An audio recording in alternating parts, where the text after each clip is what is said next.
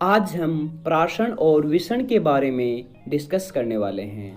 सबसे पहले हम देख लेते हैं विषण के वह प्रक्रम जिसमें उच्च सांद्रता वाले क्षेत्र से अणुओं का निम्न सांद्रता क्षेत्र की ओर गमन हो, विषण कहलाता है। विषण को अच्छे से समझने के लिए हम एक सेटअप लेते हैं। इस सेटअप में हमारे पास एक कंटेनर है जिसमें कोई विलायक पदार्थ मिला हुआ है। इस विलायक पदार्थ में हम कुछ मात्रा में KMnO4 डालते हैं। जैसे ही हम इस विलायक KMnO4 डालते हैं तो KMnO4 का पर्पल रंग पूरे विलायक में फैल जाता है। यहाँ KMnO4 की सांद्रता उच्च व विलायक की सांद्रता निम्न है। KMnO4 उच्च सांद्रता से विलायक के निम्न सांद्रता की ओर गमन करता है। इसी प्रोसेस को हम विषण कहते हैं। प्राशन और प्राशन दाब को समझने के लिए हम एक सेटअप लेते हैं जिसमें हमारे पास दो कंटेनर हैं। एक कंटेनर में विलायक व दूसरे कंटेनर में विलयन है। विलायक की सांद्रता निम्न व विलयन की सांद्रता उच्च है। इन दोनों कंटेनर को अर्धपारगम्य झिल्ली से पृथक रखा गया है। अर्धपारगम्य झिल्लियों की विशेषता होती है कि इसमें से विलायक के छोटे अणु गुजर पाते हैं, लेकिन विलय के बड़े अणु अर्धपारगम्य झिल्ली से गुजर नहीं पाते हैं।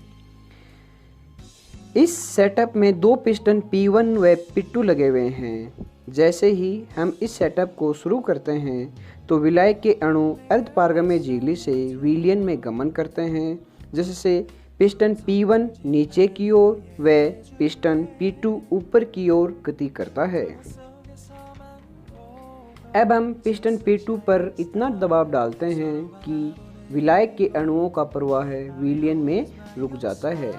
इस प्रोसेस में हमें दो घटनाएं देखने को मिलती हैं। पहली घटना में विलायक के अणु विलयन में गमन करते हैं, जिसे हम प्राशन कहते हैं, व दूसरी घटना में विलयन पर लगाया गया दाब विलायक के प्रवाह को रोक देता है। इस दाब को प्राशन दाब कहते हैं। प्राशन दाब को टो द्वारा प्रदर्शित किया जाता है।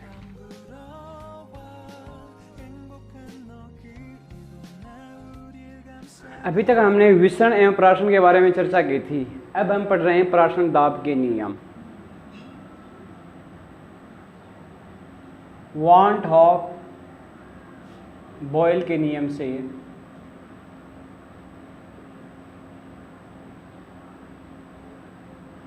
प्राशन दाब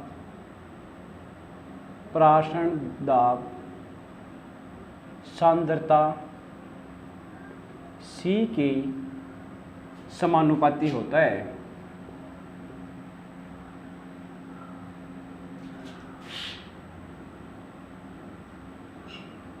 प्राशन दाब को आप टो से भी दर्शा सकते हो और पाई से भी दर्शा सकते हो, समानुपाती C। या हम इसको लिख सकते हैं टो समानुपाती 1/V। C होती है सांद्रता इक्वल होता है 1/V। V मतलब आयतन, वॉल्यूम।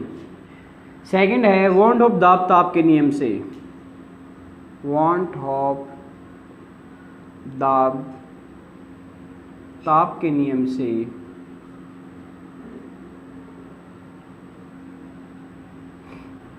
प्राशन दाब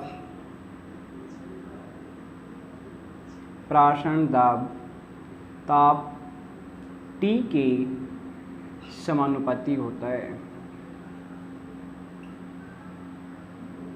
ये दोनों चीज़ें 11th क्लास की हैं, प्राशन वांट ऑफ बॉयल नियम और वांट ऑफ दाब ताप नियम।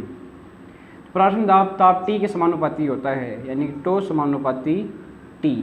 इसको आप इक्वेशन 1 दे दो, इसको आप इक्वेशन 2 दे दो।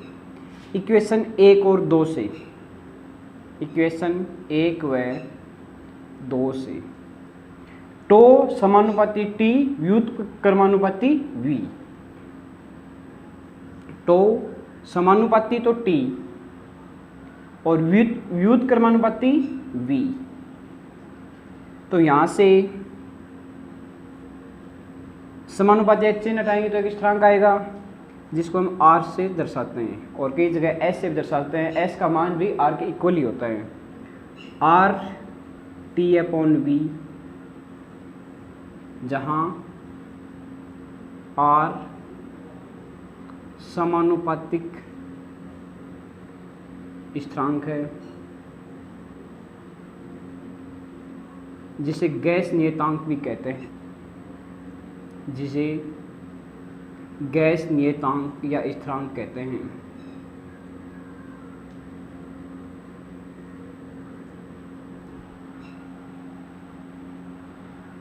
इक्वेशन 3 से क्रॉस मल्टीप्लाई करेंगे तो टो इंटू वी इक्वल आ जाएगा R T.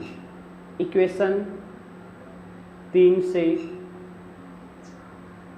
To into we equal आ गया आर टी। ये वाली जो इक्वेशन आई है वो विलेय पदार्थ के 1 मोल हेतु आई है। विलेय पदार्थ के 1 मोल के लिए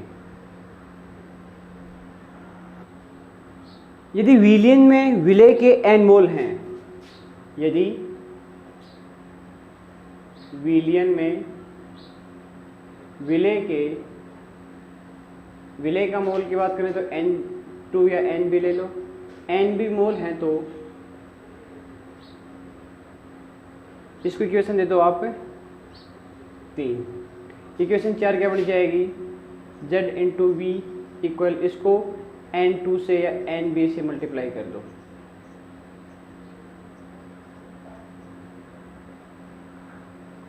इक्वेशन नंबर ये हो गई 4, ये हो गई 5। इक्वेशन 5 में NB का मान रख दो, Z multiply B equal MB equal हो जाएगा WB बटे MB इंटू RT। RT का मान होता है वो फिक्स होता है। Equation number 6। इक्वेशन 6 से आप विलेय पदार्थ का मोलर द्रव्यमान ज्ञात कर सकते हो। ठीक है, अब एक न्यूमेरिकल करते हैं। हमारे पास एक न्यूमेरिकल है, 27 डिग्री सेल्सियस ताप पर यूरिया के m/10 विलियन का प्राशन दाब ज्ञात कीजिए। 27 डिग्री सेल्सियस तापमान, टेम्परेचर का मान दे दिया, यहाँ पर हमें टेम्परेचर केल्विन में लेना होगा। यूरिया के m/10, m हमें कैपिटल दे रखी है यानी कि मोलरता दे रखी है, और m/10 का मतलब होता है 1/10 मोल प्रति लीटर। इसके बारे में हम खूब अच्छे से पढ़ चुके हैं। का प्राशन दाब ज्ञात कीजिए। R का मान 0.0821 bar litre kelvin inverse mole inverse. चलो हमें यहाँ पर मोलरता m दी गई है 1/10 मोल प्रति लीटर, यानी कि सांद्रता हो गई। ये वाली तो हमारी हो गई सांद्रता C।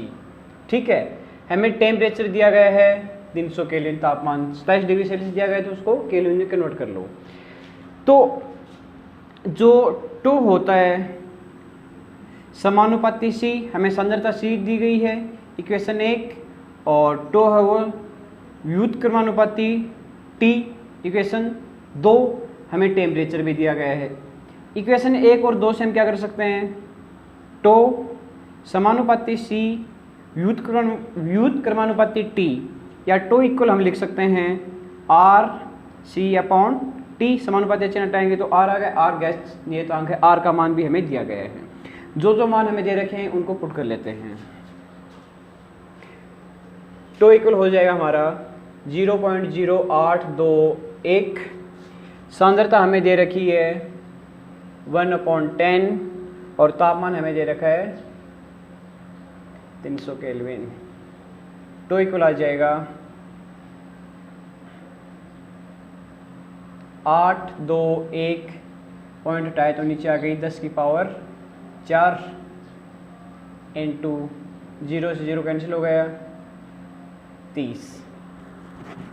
यहाँ से 1 0 कैंसिल और हो जाएगी तो टो बराबर बचेगा 821 इंटू 3 बटे 10 की पावर 3, या इसको कर लो 1000। Z इक्वल टो इक्वल हो गया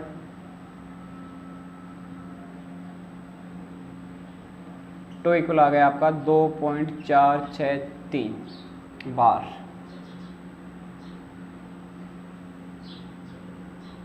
ये आपका आंसर हो गया। ठीक है, देखो इसमें मैं मोलरता दे दें, ये सभी क्या होती है, सांद्रताएं होती हैं, फॉर्मलता, नॉर्मलता। टेम्परेचर हमें 300 केल्विन दे रखा है, सी और टी दे रखा है, तो टो है सी के समानुपाती, टी के व्युत्क्रमानुपाती दर्शा सकते हैं। हमें टो ही निकालना है, तो टो इक्वल हम क्या कर सकते हैं, आर सी अपॉन टी, समानुपाती अच्छे हटाएंगे तो आर की वैल्यू हमें क्वेश्चन में दी गई 0.0821 सांद्रता और तापमान, इसको सोल्व करके लाएंगे तो 2.463 बार हमारा आंसर आ जाएगा। ठीक है, ये था हमारा प्राशन दाब। प्राशन दाब कंप्लीट होने के बाद में हमारा एक छोटा सा टॉपिक और है, 2-3 ये भी प्राशन दाब में चलती हैं, 2-3 परिभाषाएं हैं, समप्राशरी विलयन, अतिप्राशरी विलयन और अल्पप्राशरी विलयन।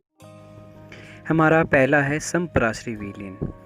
वे विलयन जिनके प्राशन दाब समान होते हैं समप्राशरी विलयन कहलाते हैं। ऐसे विलयनों की मोलर सांद्रताएं जैसे मोलरता इक्वल होती हैं।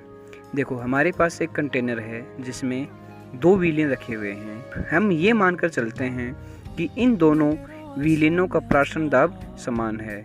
अगर प्राशन दाब समान होगा तो विलायक का बहाव किसी भी कंटेनर की ओर नहीं होगा।